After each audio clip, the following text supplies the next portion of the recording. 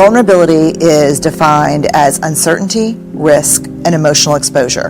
Can you name one act of courage that you've ever been involved in or that you've ever even witnessed that did not involve uncertainty, risk, and emotional exposure? And it's a loaded question because I know the answer is no, because I've asked it thousands and thousands. I've stood in front of Navy SEALs and Special Forces military personnel and said, I want you to try hard to give me an example of courage that didn't require vulnerability. And in 10 years, I've never had a single person give me an example of courage, even on the field, that doesn't involve vulnerability. If you think you're being brave and it doesn't involve risk or uncertainty, you're not being that brave. You know how it's going to turn out. It's not courage. And so in that moment, people go, shit, but I want to be brave and I don't want to be vulnerable. And I'm like, therein lies. No one wants to be uncomfortable. No one wants to be vulnerable, and everyone wants to be brave. And it just doesn't work like that. I mean, when I ask people what is vulnerability, people would say, initiating sex with my wife, sending my child out the door who thinks he's going to make the first chair in orchestra and knowing he's probably not going to make the orchestra at all, getting fired, starting my own business, saying I love you first in a relationship, trying to get pregnant after my first miscarriage. Vulnerability, it's uncertainty, it's not knowing, but doing it anyway because it's the brave thing to do. The problem is, I think, that the greatest shame trigger for men is do not be perceived as weak. And in our culture, we believe that vulnerability is weakness. So you don't have to skip too many steps before you go, hey, it's shaming to be vulnerable. And so men do two things in the face of shame: pissed off or shut down, put on a mask. And so what we're learning and what people are starting to see very quickly is you cannot be a courageous leader if you're not vulnerable. If you're not willing to have hard, uncomfortable conversations, give hard feedback, receive hard feedback, excavate issues like Charlottesville that no one wants to talk about. Like, discomfort is the great enemy of courage. Like, my motto is, we say it here all the time, choose courage over comfort, because you can't have both. And if you think you're being brave and you're super comfortable, you're not being that brave. I was so shocked to learn in the research that the opposite of belonging is fitting in. Because fitting in is assessing a group of people and thinking, who do I need to be? What do I need to say? What do I need to wear? How do I need to act? And changing who you are. And true belonging never asks us to change who we are. It demands that we be who we are. Because if we fit in because how we've changed ourselves, that's not belonging. That's not belonging, because you betrayed yourself for other people, and that's not sustainable. You start to lose yourself. So I think it's hard. You have to show up as who you are. You can lose yourself in the fitting in, and you can lose yourself in the rebuttal to the fitting in. It's really hard. I mean, it's this thing that, it's a quote that is, Braving the Wilderness is all about this, starts with this quote from Maya Angelou, that we're never free until we belong nowhere. We belong everywhere, which is nowhere, which is no place at all. Which I thought was a terrible quote for many years. And I was like, why are you saying that, Dr. Angelou? But then I realized, and she says, the cost is high, but the reward is great. I think that's the thing, that I feel like I belong everywhere I go, no matter where it is or who I'm with, as long as I never betray myself. And the minute I become who you want me to be in order to fit in and make sure people like me, is the moment I no longer belong anywhere. That is hard. I mean, that's a hard practice. That's an everyday practice. Blame. How many of you are blamers? How many of you, when something goes wrong, the first thing you want to know is whose fault it is? I'm like, hi, my name is Brené. I'm a blamer. How many of you go to that place when something bad happens, the first thing you want to know is whose fault is it? Even I'd rather it be my fault than no one's fault. Because why? Why? Because it gives us some semblance of control. It gives us some semblance of control. But here, if you enjoy blaming, this is where you should stick your fingers in your ear and do the no thing, because I'm getting ready to ruin it for you. Because here's what we know from the research. Blame is simply the discharging of discomfort and pain. It has an inverse relationship with accountability, meaning that people who blame a lot seldom have the tenacity and grit to actually hold people accountable, because we expend all of our energy raging for 15 seconds and figuring out whose fault something is. Accountability, by definition, is a vulnerable process. It means me calling you and saying, hey, my feelings were really hurt about this. No, and talking. It's not blaming. Blaming is simply a way that we discharge anger, which is really hard. And blaming is very corrosive in relationships, and it's one of the reasons we miss our opportunities for empathy. Because when something happens and we're hearing a story, we're not really listening. We're in the place where I was, making the connections as quickly as we can about whose fault something was. There's a researcher at the University of Kansas Lawrence, C.R. Schneider, he died a couple of years ago, who spent his career studying hope. I lucked into his research because when I had my list of words that all of these wholehearted men and women had in common, I took a combination of them one day for the millionth time, doing a keyword search in the academic literature, and I came up with his theory on hope. And it not only changed the way I think about my work, but it changed my life, and it changed the way I'm raising my kids. As it turns out, hope is not an emotion at all. I think most of us think of hope as a feeling of possibility, of positivity. I'm very hopeful. What hope actually is, a cognitive thinking approach. Hope is not how we feel, it's how we think. And here is the most, I think, profound news of all. It is 100% teachable. The majority, we can measure hope in people. They measure highly hopeful or low hopefulness. What we see traditionally in people who have high levels of hope is they learned it through parenting, through their parents, who either explicitly taught hope or modeled hope. And as you can see, there are three pieces of it: goals, pathway, and agency. What this means simply is people who have high levels of hope in their lives have these three abilities. They can set goals, which is in itself not an easy task. They can cultivate pathways to achieving those goals, and they have a sense of agency. And agency is simply, I believe I can do it. Here's the part that I think is so important. Hope is a function of struggle. Hope looks like, I've got a goal, it's reachable, I believe in my ability to get there, even if I have to plan B it.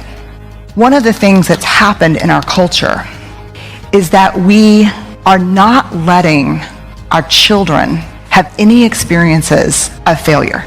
No experiences of hard work, failure, more hard work equals success. What happens, and what I see as a college professor often, is when they get to us, it's a whole different ballgame. Most of my friends get text messages when their children's averages fall below 95. We don't do that in college. The workforce, the last Fortune 200 company I spoke with, they said one of the greatest problems with a number of younger employees contacting their parents about performance evaluations and asking them if they could call their bosses. We think of hope as this really binding emotion, this kind of collective dreaming that we do together. And I think it can be a collective binding experience, but it is not bound around gauzy feelings of possibility. When hope brings people together, it brings people together from a place of struggle through hard work to achievement. And people who experience that together, whether you're a team working in an ad agency on the next presentation, or you're a family, or you're a group of kids in class, what brings people together is the sense of success, of accomplishment, having experienced struggle. And so what I would invite you to think about at least, is that hope is a function of struggle. And it's the product of not tying our failure to who we are. The biggest thing that gets in the way of this whole idea of agency and pathway is that if I fail, I am a failure. What we see in high hopeful people is that they can separate their achievements and their struggles and their failures from who they are as people.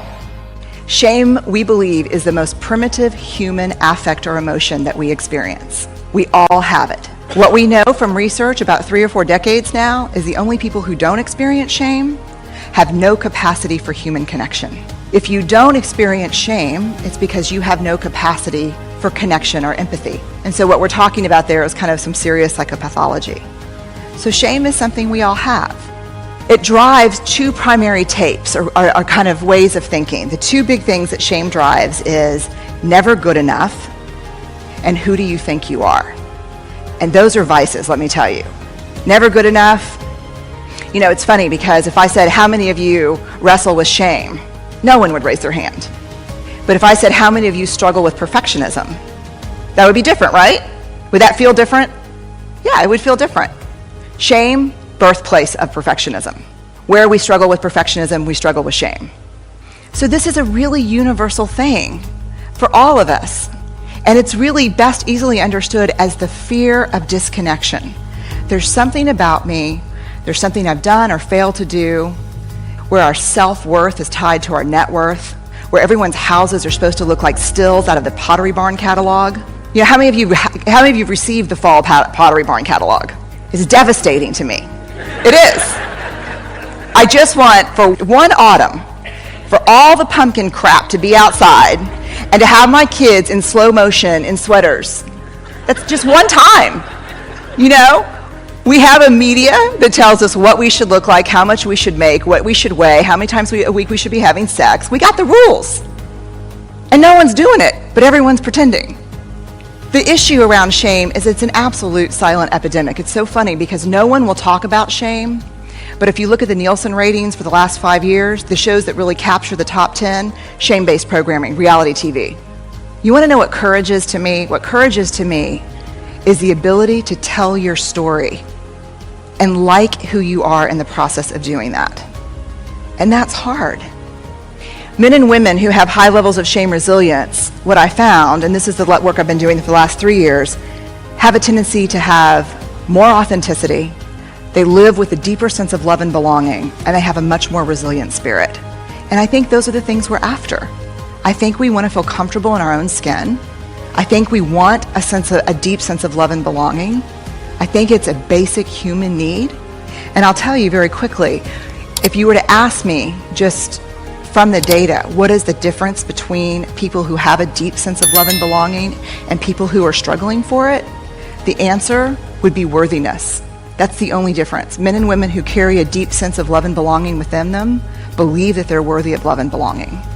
The trick is no prerequisites. Not when I make partner, not when I lose 20 pounds, not if I get pregnant, not if my husband comes back, not if my daughter gets into Yale, not if I make the Fortune 500. No prerequisites. Just as is, right now, worthy of love and belonging. And the last thing is a resilient spirit. That is an absolute outcome of being able to live in your story. You know, we get to rewrite the endings of our stories if we're willing to walk into them and own them. It's a powerful thing. Shame versus guilt, very quickly. This is really important. A lot of people confuse these two. The difference between shame and guilt is the difference between I am bad and I did something bad. How many of you in the audience, if you made a mistake and hurt someone's feelings, how many of you would be willing to say, I'm sorry I made a mistake? Show of hands. How many of you, if you made that mistake, would be willing to say, I'm sorry, I am a mistake? That's the difference between shame and guilt. Here's what we know, 3 decades of research. Shame, highly correlated. Addiction, violence, depression, bullying, and eating disorders.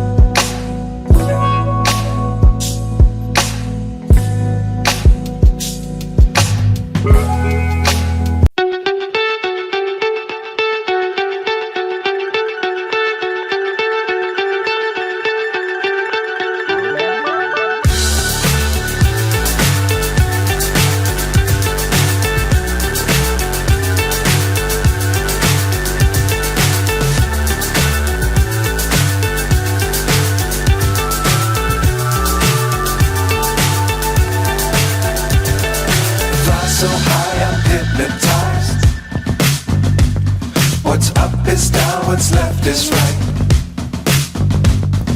Chasing stars and holding you. I can't see the end, but we'll see it through.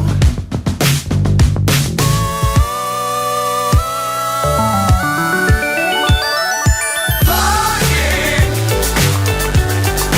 get on board. We're smiling on top of the world.